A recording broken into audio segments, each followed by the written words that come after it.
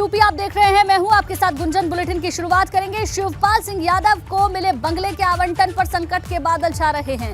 लाल बहादुर शास्त्री मार्ग पर शिवपाल को बंगला मिला है। विधायक के तौर पर आवंटित सरकारी आवास में प्रसपा का कार्यालय है। शिवपाल सिंह यादव के आवास का आवंटन निरस्त करने पर अब विचार किया जा रहा है। प्रसपा के कई पदाधिकारी की सुरक्षा भी वापस लेने की तैयारी है। ये बड़ी जानकारी आपको दे दें। लाल बहादुर शास्त्री मार्ग पर शिवपाल को बंगला मिला है। विधायक के तौर पर आवंटित सरकारी आवास में प्रसपा का कार्यालय भी है। शिवपाल सिंह यादव के आवास का आवंटन निरस्त करने पर अब विचार किया जा रहा है। कई पदाधिकारियों की सुरक्षा भी वापस लेने की तैयारी की जा रही है, जो जानकारी सामने आ रही है। तो अब बंगले के आवंटन पर संकट के बादल छा रहे हैं। लाल बहादुर शास्त्री मार्ग पर शिवपाल को बंगला मिला है। विधायक के तौर पर आवंटित सरकारी आवास में प्रसपा का कार्यालय भी बना हुआ है। अब आवंटन निरस्त करने पर विचार किया जा रहा है। आपको बता दें, हाल ही में शिवपाल यादव की सुरक्षा में भी कुछ कमी की गई है, कटौती की गई है। जेड के बाद वाई श्रेणी की सुरक्षा उनकी कर दी गई और उसके बाद एक और संकट के बादल उनके ऊपर छा रहे हैं। बंगले के आवंटन को लेकर ये जानकारी, विधायक के तौर पर आवंटित सरकारी आवास में प्रसपा का कार्यालय भी बना हुआ है और आवंटन निरस्त करने पर अब विचार किया जा रहा है। प्रसपा के कई पदाधिकारियों की सुरक्षा भी वापस लेने की तैयारी की जा रही है। तो ये बड़ी जानकारी आपको दे दें। दरअसल मैनपुरी में उपचुनाव होना है और पूरा परिवार एक साथ है, एकजुट है। लगातार शिवपाल यादव प्रचार करने में जुटे हुए हैं, बहू को जिताने की पूरी जुगत में लगे हुए हैं। लेकिन इन सबके बीच में ये बड़ी जानकारी मिल रही है। शिवपाल सिंह यादव को मिले बंगले के आवंटन पर संकट के बादल हैं। लाल बहादुर शास्त्री मार्ग पर शिवपाल को बंगला मिला है।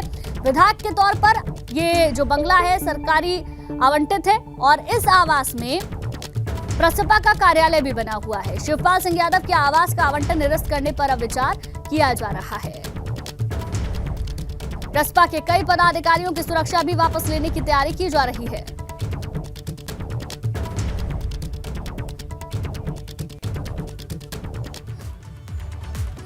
और चलिए अब बात करेंगे यूपी में 3 सीटों पर हो रहे उपचुनाव की।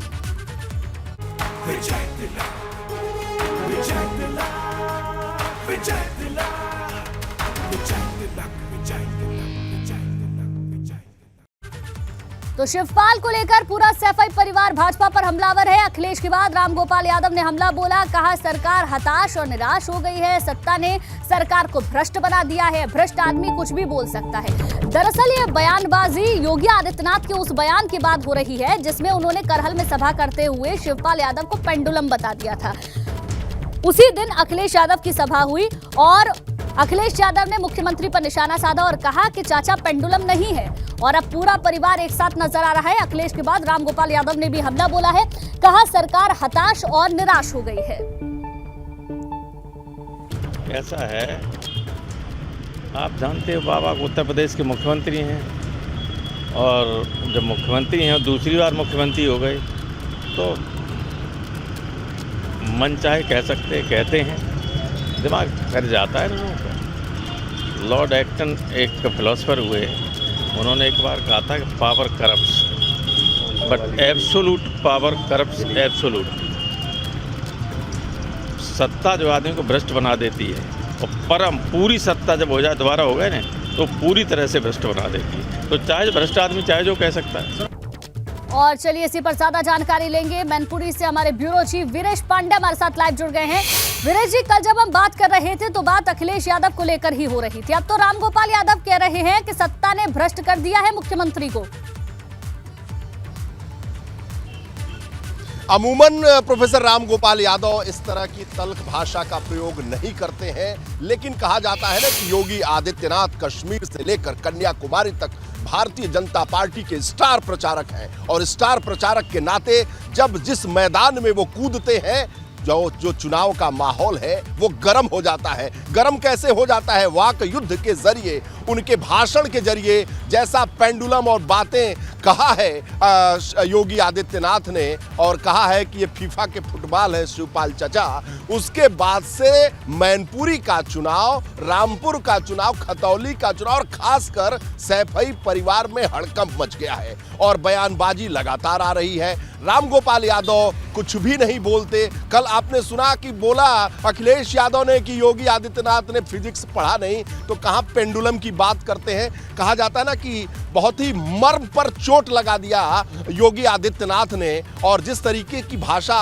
का प्रयोग रामगोपाल यादव जी कह रहे हैं कि सत्ता भ्रष्ट बना देती है और जो मुख्यमंत्री हैं वो पागल हो गए हैं, उनको समझ में नहीं आ रहा है वो क्या बोल रहे हैं, क्योंकि मदांध हो गए हैं। जब सत्ता एब्सोल्यूट पावर किसी को करप्ट कर देती है तो दूसरी बार वो सत्ता में आए हैं, तो जाहिर सी बात है कि मैनपुरी का चुनाव जिस लिए योगी आदित्यनाथ वहां गए थे, एक सभा उन्होंने की, वो अपनी जो उनका जो मोटिव था उसमें सफल साबित हुए हैं और निश्चित रूप से योगी आदित्यनाथ की जो वो सभा रही है वो भारतीय जनता पार्टी के लिहाज से उसी दिन से बहुत ज्यादा गर्माहट पैदा कर दी है मैनपुरी के चुनाव में पक्ष और विपक्ष को लेकर। और यही वजह है कि अखिलेश यादव ने समाजवादी पार्टी के सभी अपने जिलाध्यक्षों, विधायकों और सांसदों को और पार्टी के बड़े पदाधिकारियों की पूरी ताकत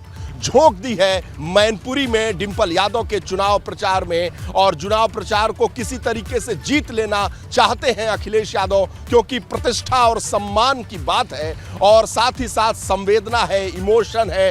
हर कह सकते हैं कि मैनपुरी के चुनाव में हर वो फिल्मी एक्शन है, वहां पर इमोशन है, ड्रामा है, अपनी बातें हैं। तो आप देखते रहिए, जब तक चुनाव प्रचार थम नहीं जाएगा तब तक इस तरह की बातें होती रहेंगी। लेकिन मैं ये कह सकता हूं कि योगी आदित्यनाथ ने जो सभा की, जिस तरह की भाषा का उन्होंने प्रयोग किया, मैनपुरी का चुनाव गर्माहट भरा और इस ठंड के मौसम में हम कह सकते हैं सियासी तापमान पूरी तरीके से गर्म हो गया है। और जो सैफई परिवार है एक के बाद एक जो योगी आदित्यनाथ हैं उन पर वार प्रतिवार कर रहा है, लेकिन भारतीय जनता पार्टी ने भी अपनी पूरी ताकत झोंक दी है। प्रदेश अध्यक्ष भूपेंद्र चौधरी समेत पूरा आला अमला मंत्री वहां मौजूद है। आर पार की लड़ाई है मैनपुरी में। इस बार कोई लिहाज भारतीय जनता पार्टी नहीं कर रही है, जैसा कि मुलायम सिंह यादव का करती रही है 19 में,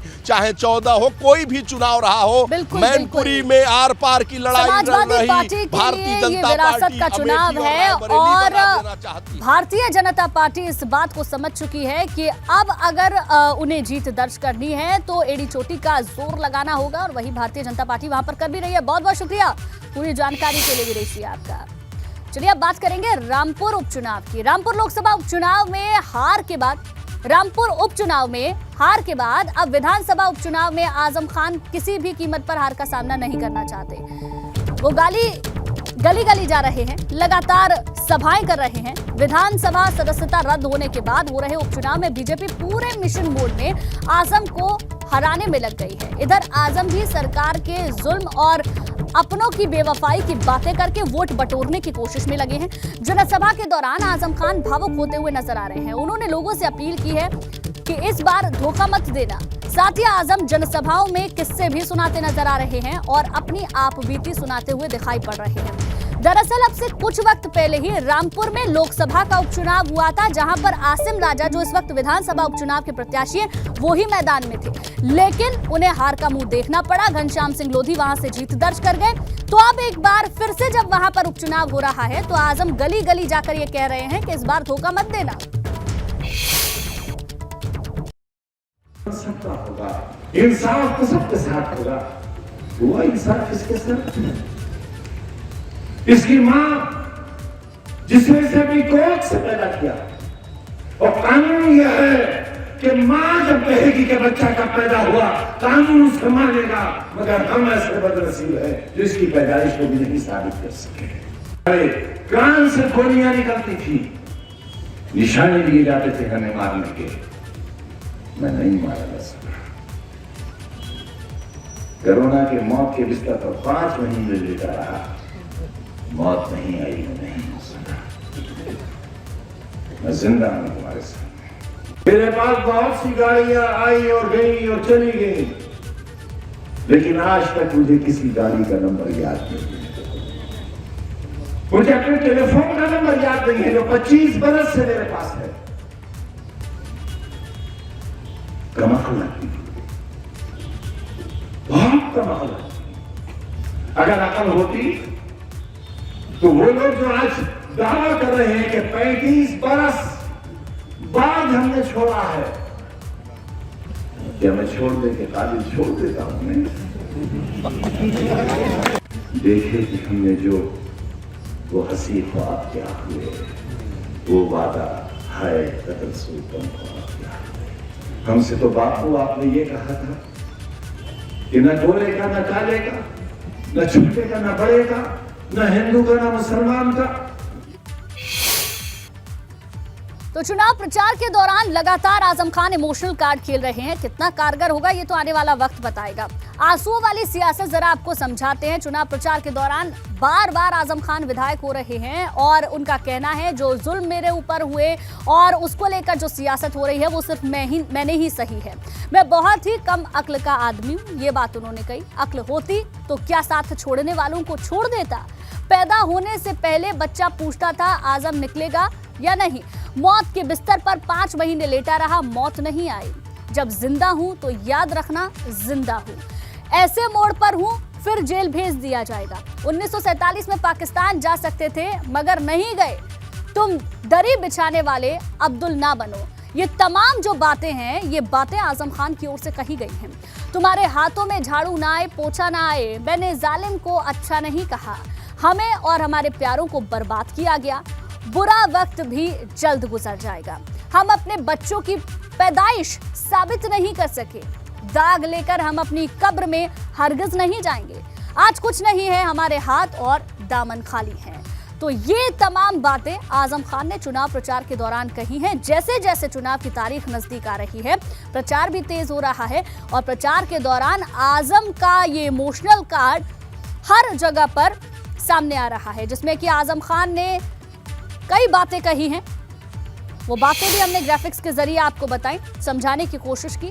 कुल मिलाकर उनका कहना यह है आज हमारे हाथ में कुछ भी नहीं है, हमारे हाथ और दामन खाली हैं। हालांकि आजम के इस इमोशनल कार्ड के बाद भारतीय जनता पार्टी भी आजम खान पर निशाना साधना नहीं छोड़ रही है। तो आजम खान को लेकर कई सारी बातें जहां बीजेपी कह रही है, दूसरी तरफ आजम खान ने भी चुनाव प्रचार में अपनी पूरी ताकत लगा दी है।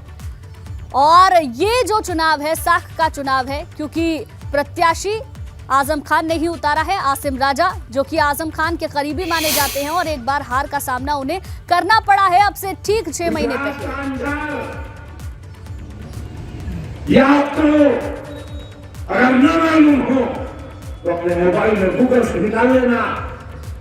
अंजाम का अंजाम सोच लेना और फिर मेरे इन जुमलों को तोल लेना तराजू में। मेरे जुमले उस अंजाम से कहीं ज्यादा भारी। तो चुनाव प्रचार के दौरान जहां आजम ने अपनी पूरी ताकत लगा दी है, दूसरी तरफ भारतीय जनता पार्टी भी पीछे नहीं है। आज कैबिनेट मंत्री जितिन प्रसाद रामपुर में रहेंगे। वित्त मंत्री सुरेश खन्ना भी चुनावी प्रचार करेंगे। महामंत्री संगठन धर्मपाल सैनी रामपुर जाएंगे। कार्यकर्ताओं और पन्ना प्रमुखों के साथ बैठक करेंगे।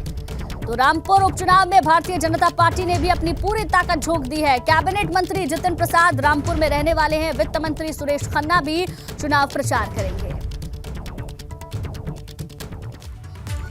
रामपुर उपचुनाव में चंद्रशेखर आजाद की एंट्री हो गई है। आजाद समाज पार्टी के अध्यक्ष हैं चंद्रशेखर। चुनावी प्रचार वो वहां पर करेंगे। आजम खान के साथ मिलकर चुनावी जनसभा करेंगे।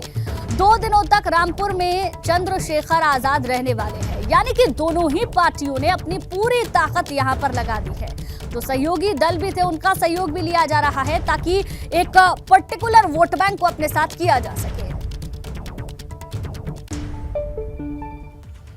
आगे बढ़ते हैं। आज मुजफ्फरनगर मेरठ दौरे पर योगी आदित्यनाथ रहने वाले हैं। खतौली विधानसभा उपचुनाव के लिए रैली करेंगे। दोपहर 12:30 बजे खतौली नई मंडी में चुनावी सभा को संबोधित करेंगे। दोपहर 2 बजे मेरठ पुलिस लाइन पहुंचेंगे योगी आदित्यनाथ। दोपहर करीब 2:15 बजे भामाशाह पार्क में प्रबुद्ध सम्मेलन करेंगे। परियोजनाओं का लोकार्पण और शिलान्यास किया जाएगा।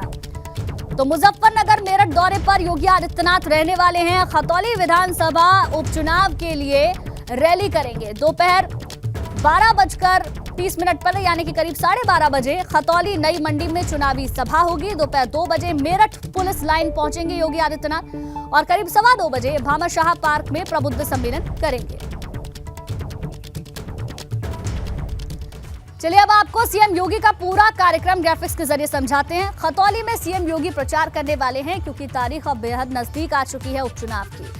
मेरठ में प्रबुद्ध सम्मेलन को भी योगी आदित्यनाथ संबोधित करेंगे। निकाय चुनाव के मिशन में भी योगी आदित्यनाथ जुटे हुए हैं क्योंकि जल्द ही निकाय चुनाव की तारीखों का ऐलान भी हो जाएगा।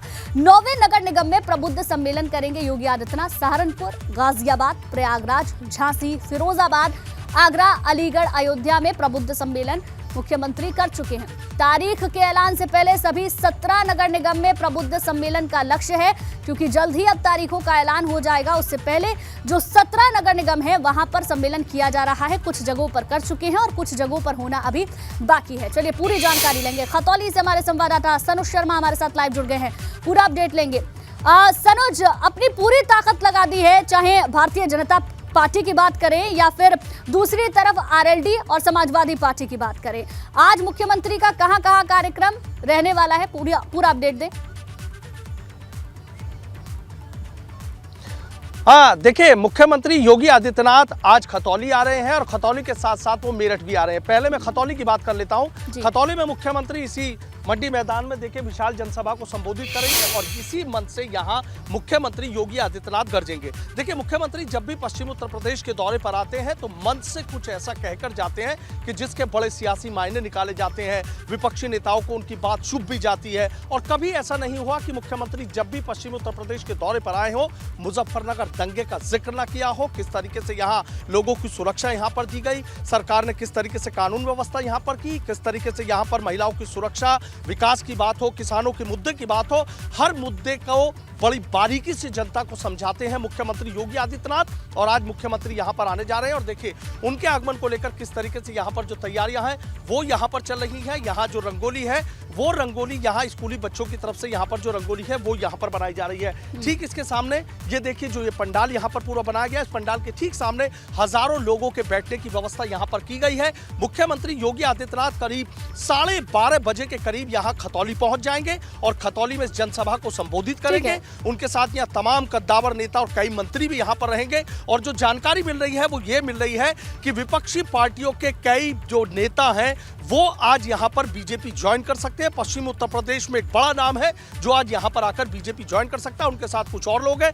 मुख्यमंत्री जब मेरठ पहुंचेंगे तो वहां प्रबुद्ध सम्मेलन है, उस प्रबुद्ध सम्मेलन में भी कुछ लोग विपक्षी पार्टियों के वहां पर बीजेपी में शामिल हो सकते हैं। तो मुख्यमंत्री योगी आदित्यनाथ का ये दौरा बेहद अहम है, बेहद खास है। अब मुख्यमंत्री यहाँ आएंगे, क्या ऐसा बोलेंगे जिसके सियासी बिल्कुल ये देखने वाली बात होगी जब मुख्यमंत्री मंच पर होंगे तो क्या कुछ कहते हैं। तैयारियां उनके इस कार्यक्रम से पहले, उनके संबोधन से पहले किस तरीके की वो आपने दिखाई। बहुत बहुत शुक्रिया सनोज पूरी जानकारी देने के लिए। तो मैं आगे बढ़ेंगे कानपुर से खबर, जहां फरार विधायक इरफान सोलंकी से जुड़ी ये बड़ी जानकारी। दिल्ली एयरपोर्ट पर सपा विधायक इरफान सोलंकी दिखा है। अशरफ नाम से फर्जी आधार कार्ड पर यात्रा की। एयरपोर्ट से बाहर निकलते समय पुलिस के हाथ सीसीटीवी फुटेज लगा है। विधायक की तलाश में अलग अलग राज्यों में पुलिस लगातार दबिश दे रही है। अब एक सीसीटीवी फुटेज सामने आया है, कुछ तस्वीरें भी जो सामने आई हैं वो भी हम आपको दिखा रहे हैं। एयरपोर्ट से बाहर निकलते समय की ये तस्वीर है।